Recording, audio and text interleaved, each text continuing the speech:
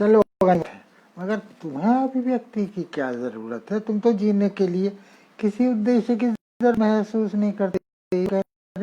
बैठे ठाल बंदा जीने के लायक पड़े हैं, तुम्हें उद्देश्य की सूझ रही है। जाओ, और इतने सारे लोग पड़े हैं दुनिया में, उनके पास क्यों नहीं जाती हो? उनके पास क्यों जाऊं? मैं तो तुम्हारी अंतरात्मा हूँ। क्या प्रमाण है इसका? मैंने कहा और उठ बाहर आ गया। देर तक भीड़ भरी सड़कों पर टहलता रहा। फिर एक दोस्त के घर चला गया और वहां से लौट कर बुझा कर लेट गया, पर नींद नहीं आई। मेरे पैरों के तलवों में रह रह कर कोई मारने लगा। उसने करंट मारने लगा। उसने फिर उसी निर्मम त्वरा से मेरे स्नायुओं को उमेटना शुरू कर दिया। प्रमाण मिला। मगर मेरे सुख दुख से, मेरे दिलो दिमाग से तुम्हारा क्या रिश्ता है, मेरी समझ में नहीं आता। क्या तुम मेरी एक मदद कर सकती हो? कैसी मदद? लिखने में मुझे शब्द चाहिए। उन्होंने मेरे पास आना बंद कर दिया। मेरी सांस घुटती है। मेरे सारे कार्यकलाप मुझे अवैध लगते हैं, अवास्तविक लगते हैं। मैं झूठ से घिर गया हूँ। मुझे लगता है मैं नहीं हूँ। मुझे संदिग्धता से किसी तरह उबारो। मुझे शब्द दो। मैं शब्दातीत हूँ।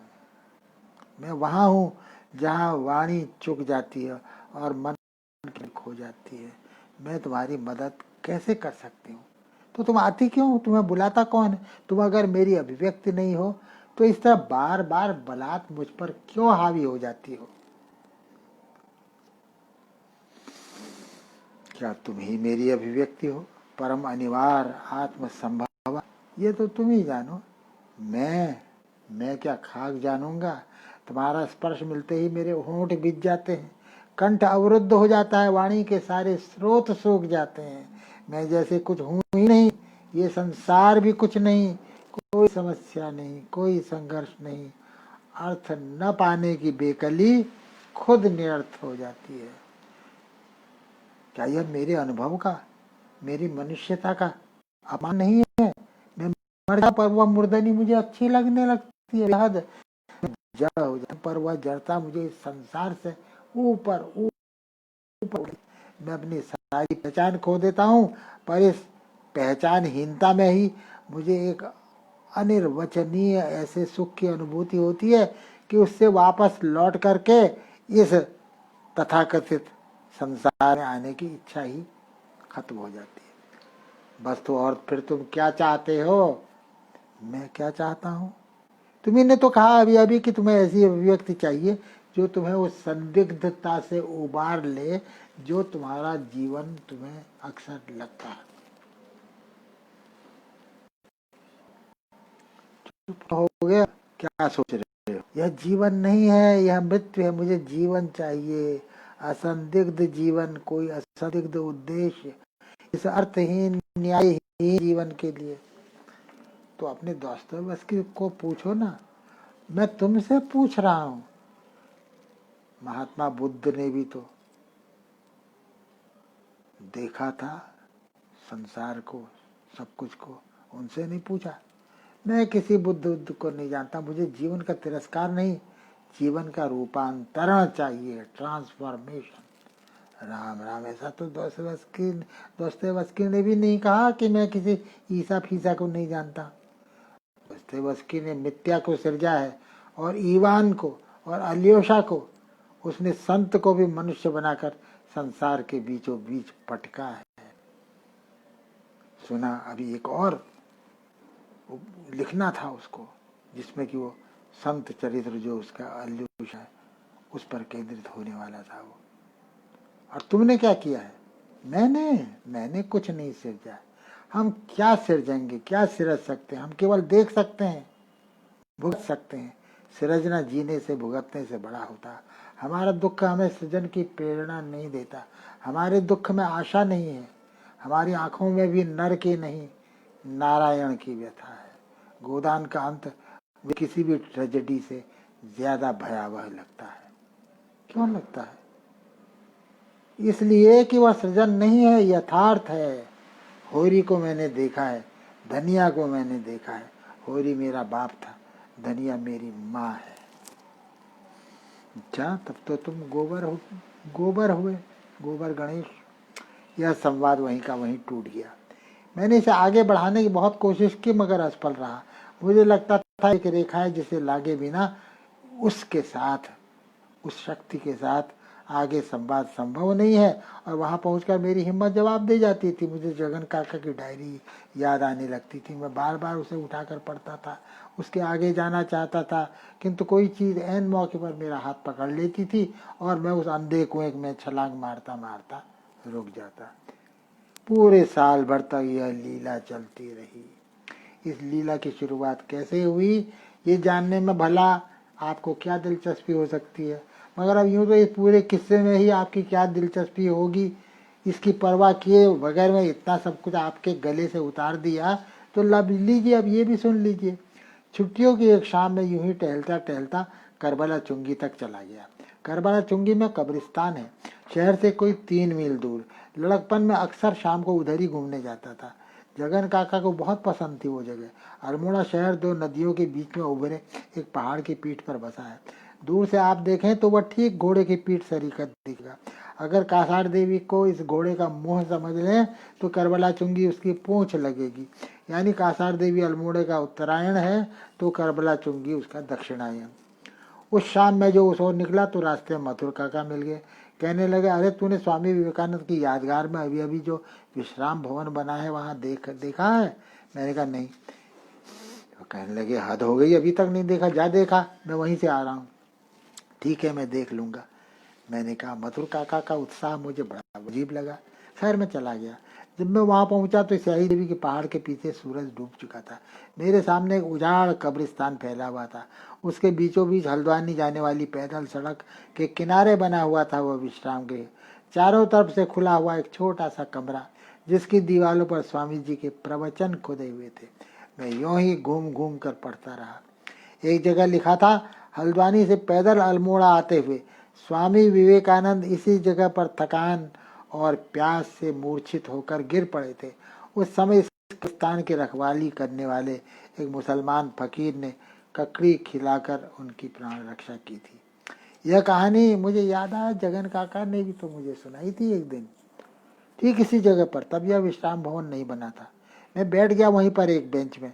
सामने दीवार पर स्वामी जी का वाक्य खुदा हुआ था, संसार दुखों से जल रहा है, ओ प्रबुद्ध मानव आत्माओं, उठो और मनुष्य की सेवा में जुड़ जाओ, यही मोक्ष है। एकाएक मुझे लगा मुझे कुछ हो रहा है। मेरी आंखें आपसे आप मुदी जा रही हैं। मैं कितनी देर तक वहां उस हालत में बैठा रहा मुझे पता ही नहीं चला। जब मेरी आंख खुली तो घटाटोप अंधेरा मेरे चारों ओर घिरा हुआ था। मैं उठा और तेज तेज कदम रखता हुआ वापस घर की ओर लौट चला। मैंने पहले भी योग वोग की किताबें पढ़ी थी, कुतूहल को कुछ अभ्यास भी किया था ध्यान का, किंतु मुझे भीतर भीतर यही लगता था कि सब बेकार है। उस शाम पहली बार मुझे जिंदगी में पता चला कि ध्यान क्या होता है। बैठे बैठे मुझे लगा मेरा शरीर एकदम हवा में घुल गया है। मैं एकदम हल्का भारहीन हो गया हूँ और दिमाग मेरा बिल्कुल सुन्न हो गया है, एकदम विचार शून्य। निर्विचार वैशारद्य अध्यात्म प्रसाद मुझे याद आया। आंखों में अपने आप पानी भर आया है। वो एक अद्भुत रोमांचकारी अनुभव था। घर पहुंचकर मैंने वर्षों बाद संदेश अपनी हस्तलिखित पत्रिका का वो अंक ढूंढ कर निकाला और जगन काका की वह दूसरी डायरी भी पढ़ी।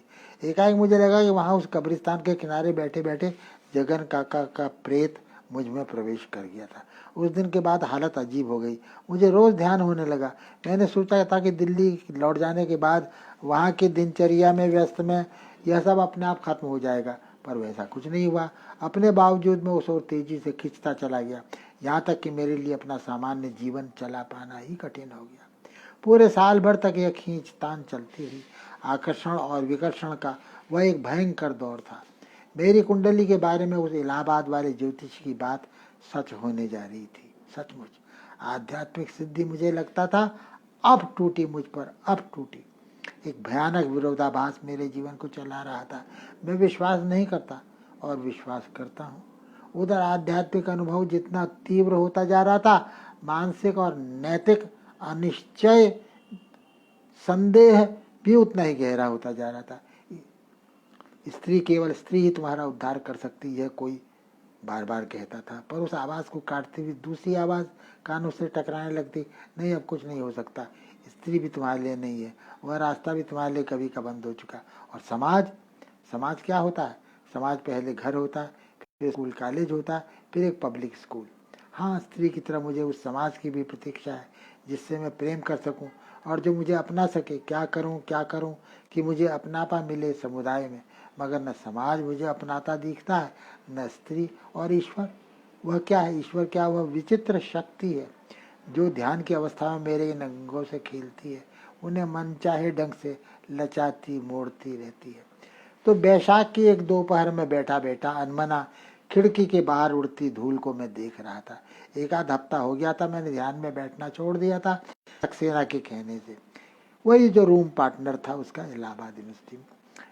एक आध हफ्ता हो गया था ध्यान में बैठना छोड़ दिया था सक्सेना के कहने से। वह सक्सेना मुझे कहाँ मिल गया? सक्सेना, मुझे माफ कीजिएगा, मेरे लिए सच और झूठ के बीच की अब सीमा रेखा सचमुच ही मिट गई है। क्या यह पागलपन के लक्षण है?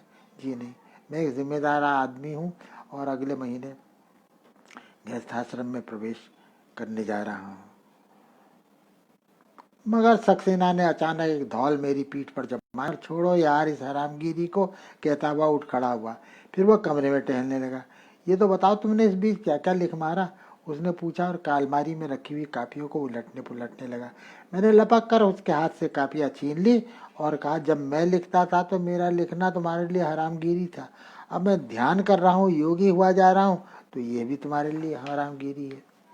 सक्सेना पहले तो खी करता रहा, फिर एकाएक गंभीर हो गया और बोला, लिखना हरामगिरी नहीं है बेटा, योग भी हरामगिरी नहीं है, पर तुम जो लिखना पढ़ना छोड़कर इस योग के चक्कर में फंस गए हो जिस तरह से, वह हरामगिरी है। छोड़ो इसे।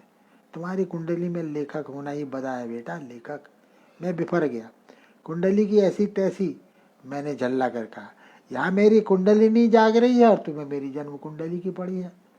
याद है वो इलाहाबाद वाला ज्योतिषी क्या कहता था? तुम ही तो रिपोर्ट लेके आया था उसकी कि मेरी कुंडली में धर्म कर्माधिपत्य नामक योग है और मुझे उच्च कोटि की आध्यात्मिक सिद्धि होने वाली है। तो कुछ नहीं, सक्सेना बोला।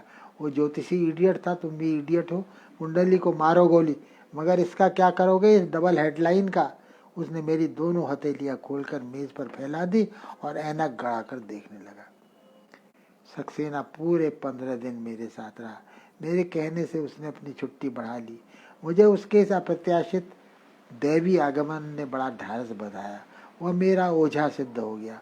वह दिवाली में फिर आने वाला है सपरिवार। मैं बड़ी उत्सुकता से उसके आने की बाट जोह रहा हूँ। आखिर वह मेरे भाग्य का पाठक है। उसे मेरे व्यक्तित्व में या चरित्र में नहीं, मेरी नियति में दिलचस्पी है। उसके साथ मेरी मैत्री है भी अजीब किस्म की, आध्यात्मिक किस्म की, कह लो कुछ भी कह लो। उसकी एक आंख में खुर्दबीन ठुकी है और दूसरी आंख में दूरबीन, और वही हालत मेरी है।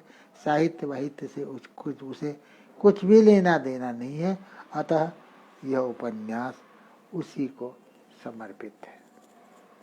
धन्यवाद मित्रों।